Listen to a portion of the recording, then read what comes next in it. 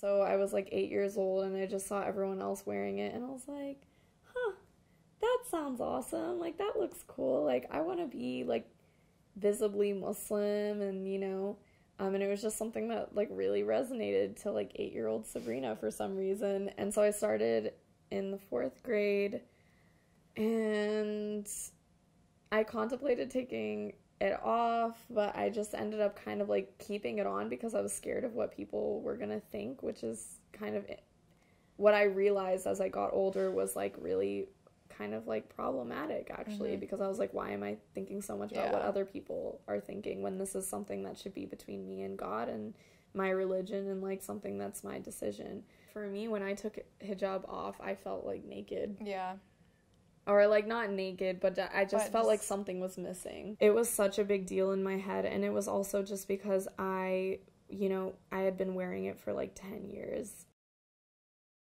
I think I grew up always knowing I wanted to wear the hijab at some point, but I, like, really thought I would not start wearing it until college or maybe even after. I remember my cousin was thinking of starting to wear it, so and this was like summer before 8th grade, so then I was like, okay, I'll start wearing it with you so that the experience would be like easier for both of us and we could kind of like have each other to go through it. I remember like texting my friends and being like, I'm gonna start wearing the headscarf and stuff to see what their reactions would be. And like, thankfully they were all like, yeah, cool. Like they were all very nonchalant and casual about it. Like it wasn't a big deal. This girl, I didn't really know her, but she asked me what I was gonna like dress up as for Halloween, and I said, oh, I don't celebrate Halloween, and she was like, oh, that's okay, you wouldn't have to dress up, you can just go to people's doors and they'll be scared. So. A local teacher has been suspended without pay after an insensitive video surfaced on social media. It shows a student's religious head wrap being removed in a classroom. Discrimination is alive and well for women in this country. In the form of the hijab, for example. That man telling the student if she didn't remove her hijab, he would set her on fire. Good? Not good. Okay? Yeah. All right. Fun. Yeah, that's scary. Fun. I had my hijab yanked off.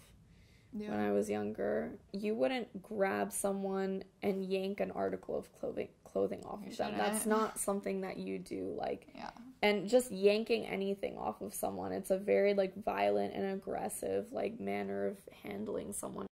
It's funny because I think it's, like, something that we just grow up, like, knowing is something that we might have to face. What the hair look like? Bet the hair look nice. Don't that make you sweat? Don't that feel too tight? Yo, what your hair look like? Bet your hair look nice.